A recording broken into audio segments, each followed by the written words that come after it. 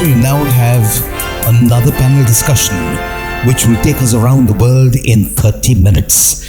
Our most accomplished moderator, Ashish Singh, is producer Red Chilies. Well, ladies and gentlemen, it's over to our wonderful panel and to our moderator, Mr. Ashish Singh. So let's just jump into it because we have less time, like I said, and I'll go in this order, not necessarily jump. So I'll start with you, Magdi. You, of course, represent some very exotic countries like Morocco, Jordan, Egypt. And one question that I had to you was that we know about all the deserts in these places, and Hollywood has shot a lot over there, right? Now, if I'm a producer sitting in India with no expertise, and if I reach out to you and say, guess what, Magdi, I want to shoot on a desert, which one will you recommend and why? So deserts are not all the same. So you have dune kinds of deserts, you have rocky deserts, you have white deserts. So we usually ask for reference photos or what he had in mind, if he had an image in mind. And this is what we try to get. But before, a couple of years ago, and maybe later I'll go into this, before the Film Commission in Egypt, whenever we got anyone who wanted to film in a desert, we'd usually push them towards Morocco or Jordan, just because it was logistically easier. And also it depends on how many days the production is staying in the country, how far they want to be from the desert. So there's different variables that we could let the director or producer know. I was just trying to put you on a spot. We clearly understand that Wadi Rum is very different from the Sahara, clearly. And as a director, one has to actually kind of decide which one does he prefer and then reach out to you. So just a trick question to put you on a spot. Are you asking which one I get the biggest commission on? Yes. I just they're all the same. Okay. So the other important question is, we've heard a lot about the Film Commission in Egypt now. That's doing a lot of work. And also about the Media City. Can you tell us a little more about that? Because Egypt is one country where people used to go, but only for the pyramids. But Egypt is beyond that, right? So Egypt used to be a nightmare to film in. And I'm sad to say this since I'm an Egyptian. Whenever we used to get clients that wanted to film in Egypt or something that looked like anything in Egypt, we also used to push them towards, again, Morocco or Jordan, just because it was easier to deal with the Royal Film Commission there. And in Egypt, if you wanted to shoot somewhere, for example, you needed to get a permit from the Ministry of Interior and then the Ministry of Tourism. And then if you're shooting next to the sea, you need to go to the army and then you need to go to the Navy. And it took a month, and it was really, and then you need to give, I don't know if you have the system here, but it's something, we call it in Egypt, giftee money, to someone to get the stuff done. So it was really, really bad. But thankfully, they woke up a couple of years ago and they realized what's happening in Jordan, what's happening in Morocco, what's happening in the UAE, and they created the Film Commission a couple of years ago. And now this is actually, you have a one-stop shop for everything. So like you said, Egypt is more than just the pyramids. Egypt is on the Mediterranean, so you have the Mediterranean cities, it's on the Red Sea. There's Nubian Egypt, which is like African Egypt in the south. Then there's Cairo, there's Islamic Egypt. So it's very diverse. Now the process for approval takes a week, and you go to one entity. The army now, because the government is invested in it, is involved in providing any military logistics you need. So I think it's a lot better now. Great, thanks for that. Moving on to Norbert now. Hi Norbert. Film Canary Islands. So obviously he comes from Canary Islands, one of the most beautiful spots in the world. And very small islands, but really very film friendly, right? Because Fast and the Furious and a lot of the Hollywood films have shot over there, right? Yeah, first of all, thank you very much for the opportunity to be here. Canary Islands, maybe first of all, because I learned by today and yesterday that some of our colleagues, they don't know where the Canary Islands are. So we are right in the middle of a fantastic tax rebate triangle between Morocco and southern Spain. And Tenerife is the biggest of the Canary Islands. And I can compare this with, I learned this from yesterday, for instance, Mauritius is exactly the same size as Tenerife. Compared to Hawaii Islands, Hawaii Big Island is actually 5 times bigger than Tenerife. We have about 2,000 square kilometers, 1 million inhabitants. And if you talk about, let's say, a little bit of a past, you can say that the history of filmmaking in the Canary Islands, especially in Tenerife, started already in the 50s of the last century. The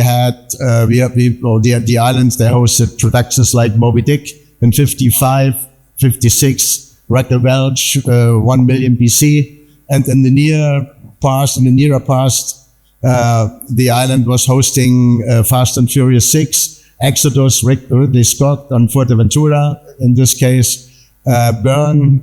And we can provide a nice backlog for these big productions. Okay, and now we're coming to the point, and this is also why I'm wearing my T-shirt. So I think everybody likes this. So let's come to the point. As we all know, as you guys also know, in the past, when money was not actually such a big matter as today in film production, the issue was like buying a property. You want to buy a private house? What matters? Location, location, location. And today, what matters today? Money, money, money. Okay, and as we are representing a very nice environment and small island, so a small island has to be bigger in financial help, financial aid to the international producers. And that's why we can say that in the Canary Islands, this is where also our hometown is. We provide, let's say, I would say really the highest tax incentive for international producers in Europe. We have some requirements, which means that we have a minimum budget to cover of about 2 million euros. And then for eligible spend of 1 million, you get back around about 54%, which is really a large portion of the production budget. And for my company, we found also a way of bringing down producers' equity by way of pre-financing the tax rebate. Means that, let's just in round numbers, you have a budget of 2 million and we produce a movie for 2 million, but your equity will only be around about 1 million or 1,100,000, and the rest we provide as loan. And this loan afterwards will be covered by the tax rebate. So this is a huge help for international producer.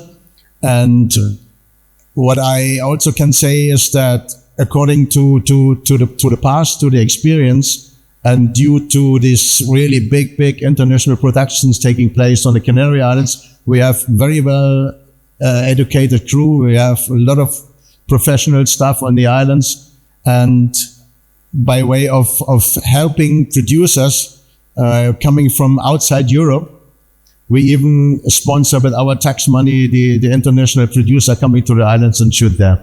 And maybe for maybe the Indian community to add and to come, I know that the clock is ticking down.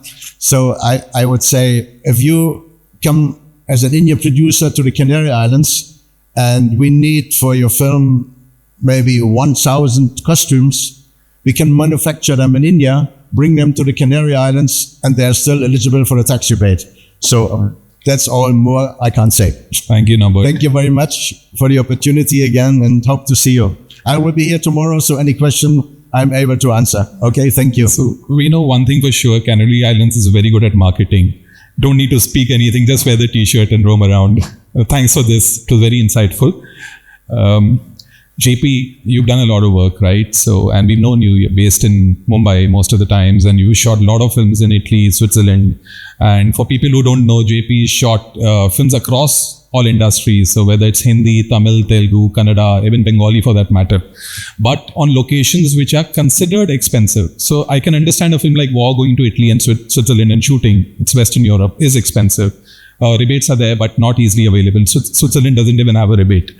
How do you manage the different industries? Because a small Tamil film or a small Kannada film or a small Bengali film may not have the budget to go and shoot in that country. And while you as a line producer may be dealing with the same vendors, same hotels, same caterers, so to say, how do you manage that? And how do you manage the cultures of these different industries from India in Italy and Switzerland? Thank you for the question, sir. Basically, as I always say, money is saved is money earned. So you need to be very, very practical on what is your requirement. Okay, so everybody has a dream and to achieve whatever the maximum it has to come out of. But our requirements has to be based on what the money available. And when it comes to supplier, what I do is, it's a trick.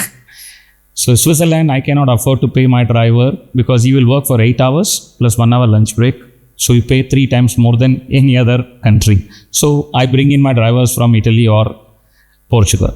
Okay, so you'll have to adapt into what is required for that project, what budget you have.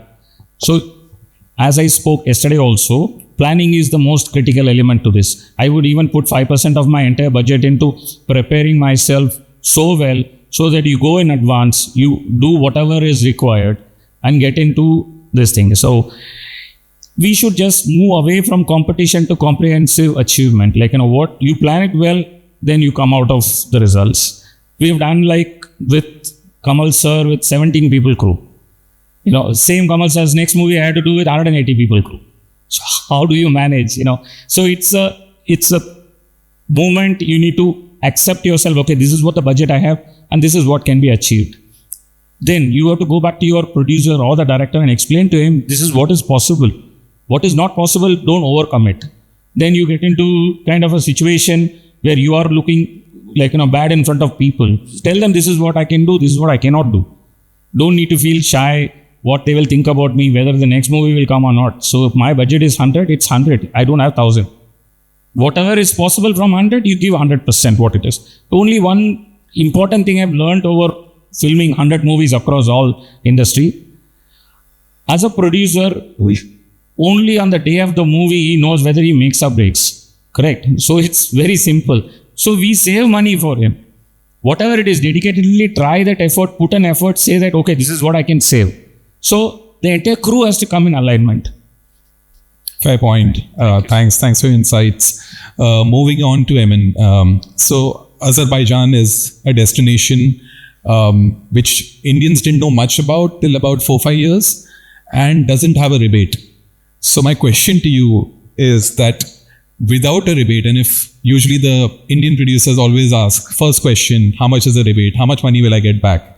Despite a rebate, you've been able to shoot more than 40 films, I think, yourself. 41 in Zen. 41. Fantastic. How do you manage to do that? How do you convince the producers to come to your country? And also, if you can share a little bit about your last experience, the big film you shot in the country with Ajit sir, the big Tamil film that Laika Productions produced. Yeah, as you say, Azerbaijan is an upcoming fresh location for the Indian media. And that's why prices right now is not like, it's very comfortable. And you guys have a chance to come to Azerbaijan and shoot it right now. Because after 5-6 years, that will change. Because that's what we see in Georgia. Georgia was the same. The price was a very minimalistic. After you guys are come to the Georgia, everything is changed. We also hope that will happen with us. One of the last project was with superstar, Tamil Nadu superstar Ajit Kumar. And we shoot in Azerbaijan 97 days. Yeah, 97 days without rebates for the good cost. That's possible actually, yeah. And yeah, our art culture ministry also is very interesting in that to bring them more projects to Azerbaijan, and they are helping any kind of producer, all of the producers who is working with the foreigners, and yeah, that makes a sense, like yeah, we're working like a one team. Yeah. Thank you for this, and I hope you shoot the next 9 films soon, so it becomes 50 films, and we all can celebrate together. Yeah, let's see. Okay, great. Coming to you, Wanda. Slovakia, again a wonderful country. Indians probably don't know much about it, but people have started traveling there now, and it's coming in the radar of the producers. What is very exciting, and which I learned very recently, and if you can just elaborate on that, because a lot of us don't know about this, is the rebate over there. So for everybody and for people who don't know, there's a rebate on above the line and below the line costs in this country. Above the line means that if you're taking an actor over there, the producer actually gets compensated for the actor's fee that you're paying the actor for the number of shooting days in proportion to the number of shooting days in the film, which is a huge saving. So typically the rebates only exist for the expenses that you incur in a country, But here you probably get it on the actor's fee, on the director's fee, and everybody else. And that's a huge saving for the producer. And this is the main reason probably why UK had a lot of films going over there. So can you elaborate a little bit about this rebate? How easy is it to get? And also, how much time does the entire process take? Because there are times when it takes a lot of time to get the rebate approved. Yes, Slovakia is becoming very popular for the shooting. We have some Americans, we have Netflix, we have Amazon, we have the Nordic televisions shooting there. And the reason is the cash rebate. It's very easy. Important thing, besides that it is 33% on above the line and below the line, is the fact that it's not capped. So no matter how many projects, how big budgets come, all are basically granted the money without some very complicated approval process. The only thing it takes is the registration, which officially takes up to 30 days, but my last project got registered in 4 days, so it's really easy. In order to register, you don't need to submit script, you don't need to submit budget. The only thing I need is a synopsis. I need the budget number, so I need the total amount that will the film cost. And really the application is very easy. And also the process later is very easy, because the only condition which you need to meet is the minimum spend, which in the films it's 100,000 euros, and with the TV series it is 300,000 euros. So it's peanuts basically. And the moment you spend the money, you are able to actually claim the cash rebate. So of course you can, even if you have a longer project, like for example going through more periods, winter, summer, or you have a series that takes longer time, you can claim number of times during the whole process. So you can actually be able, and this is what I've done before, that when I had split shootings, wintertime, summertime, I could actually cash flow my post-production with a cash rebate, which I claimed for the winter part of the shooting. So it's really a money saver. Yeah, it sounds great actually for any producer who wants to really save money and at the same time shoot in a country that's not very expensive but still has the beautiful locations that they really want. Yes, the great thing about Slovakia is that we are part of the East Europe, which means that our labor is about 60% of the cost of the Western Europe, maybe 50% of the Nordic, even maybe less. So this is one thing. And another thing which is unique about Slovakia and Bratislava as its capital is the location. We are 60 kilometers from Vienna, which is perfect connections all over the world. So Vienna airport is actually our airport, connecting by highway. And from Bratislava is very easy reachable Prague, one direction 3-hour drive, and Budapest, another direction 3-hour drive. So basically with your crew based in Slovakia, accessing Slovak cash rebate, you can even manage 1-day shoot or 2-day shoots in Prague, Vienna, or Budapest, which is really nice. Yeah, this is amazing. Thank you for this. We have little time, so we'll have to move on to I'm here tomorrow, and on Saturday, anybody wants to talk, I'm ready. I'm sure people will want to talk when money comes back to the producer. So Kyrgyzstan, beautiful place. I remember seeing it in Torbaz. Unfortunately, I've not been to your country, but I remember seeing it in Torbaz, which was a film that came direct to Netflix, and the location was stunning. And I know the producer, he did tell me that it wasn't very expensive to shoot over there. I believe you just started line production and you've done 3 films already.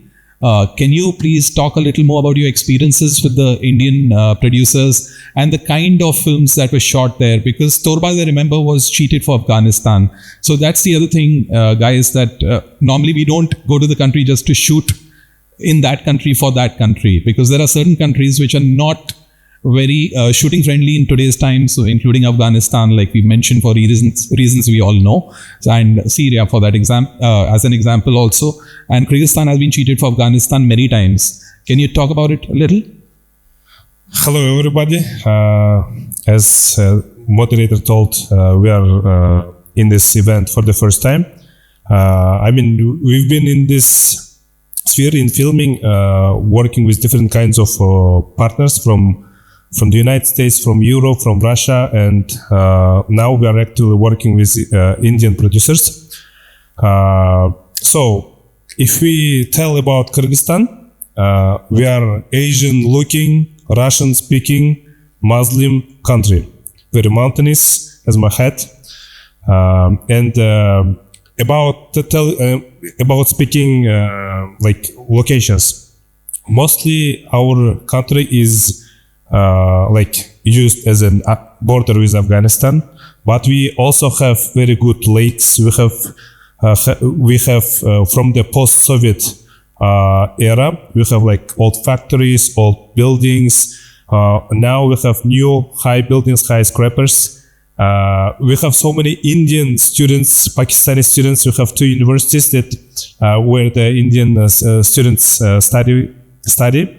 So they also can be used in a cheaper price. Also, we have Afghan community, we have Russians, we have Chinese. So Kyrgyzstan is a very multicultural country where and also with a very good price. Talking about Indian partners, I think cash rebate, the prices, everything is very important. I know, but I think the planning is much more important. I'm also from the construction business, and I know that if you plan the building very badly in the beginning, during the earthquake you lose your house. So the filming is also the same. You have to find the land, you have to find the contractor, you have to look for good materials, you have to sell to people. So that's why we had good experience, we had bad experience. Before working with for the first movie, we were providing only equipment, but another company, they were like responsible for live production, all other stuff, and we understood that because of the bad planning, we also suffered as a rental studio. And after that, we decided to do also live production. And after that, we worked with two Indian companies in 1 year. Not including that one. And after, we saw advantages, disadvantages that we can provide in a good way to other international companies. So this November also we have Indian company that shot movie previously, and he will come here. And one experience also I can tell you, in one of our projects, the cameraman of Indian, the cameraman from India, he had an appendix and he couldn't shoot. But my partner, he's a good cameraman, and he just said, okay, let me try. And he was shooting the whole 2 weeks. He had to work in my company, but he was shooting as a cameraman. So the next movie he will be shooting for India. So in terms of crew, also I think we can do a better price. We can give better price than Indian cameramans. Thank you for this. So we have very little time right now, and probably just one question to you. You want to talk about something? Please. As a Indian film industry, I want to make a request for all the participants here, all the line producers. Just to give you an example, I just finished a film in Italy. So they have two types of rates. One is Hollywood standard rates. The other one is Italian crew rates. It's almost 1:5. Okay, so if you're doing a web series or a TV series of Italian, for example, the PA or the basic level starting at 500 euro. So when it comes to another big production, it moves to 1200 euro. Okay, so what we wanted to know is we want to get a standard set for Indian film industry. This is what is the rate. So if you can share it with us, it will be easy for us to distribute among all the industry so that there is no competition or there is no confusion in it. The work is going to be the same. But we as a major filmmakers from the world, we wanted to have our standards too. So that would be my humble request to all the panel members as well. Thank you. Thank you. I think one last question to you, because we were just talking and you wanted to share one experience of yours while shooting. Can you please share that? Sometimes you get requests for remote or strange locations. So we were working on the Testament, which is the story of Moses. It's now on Netflix. And the director sent us, a brief. He wants to shoot on top of Mount Sinai, where Moses spoke to God. That was the brief. So we had to figure out where Moses spoke to God. So our scouting team went up. It's a 4-hour climb. It's a hike. There's no road, and we're getting calls of, does anybody know where Moses spoke to God? So we had to, anyways, film, get recce footage and shots from all over the place until the director liked something. He came, a month later. He approved the thing. But the interesting thing was during the actual shoot, they wanted to get that scene. He wanted to get the sunrise on top of Mount Sinai. And it takes about 4 hours to hike up. And we had a lot of equipment and cast and crew. So we actually had to hire around 60 camels. And the camel started at 11 o'clock at night. And it was going up very, very slowly, the path of the mountain. And it goes around. The path goes up around like this until it goes up. And then at one point, it was very serene, like you're riding a camel and then you see the camels in front of you in the silhouette with the moon. So you kind of know, sometimes you're in a production or you're in a shoot or you're on a day on a specific shoot and you're doing something special, or it was just because it was so quiet and everybody was in the camel, on camels, and the moon was shining in the silhouettes. And I kind of knew this was going to happen because we had directed the site before. So I had my Bluetooth speaker on my camel, and I had my phone ready. And at a certain point, I started playing the Lawrence of Arabia music. So, it started playing, and everybody just felt it was just a very special moment at that time. But just be specific about your locations and. Totally makes sense. And I think all of us go through this while shooting and filming. There are great experiences, some terrifying experiences, but that's the beauty of cinema. And that's the beauty of shooting in such beautiful countries. We've run out of time. Thank you so much for this. Thank you for hearing us and being here so late in the evening. Thank you.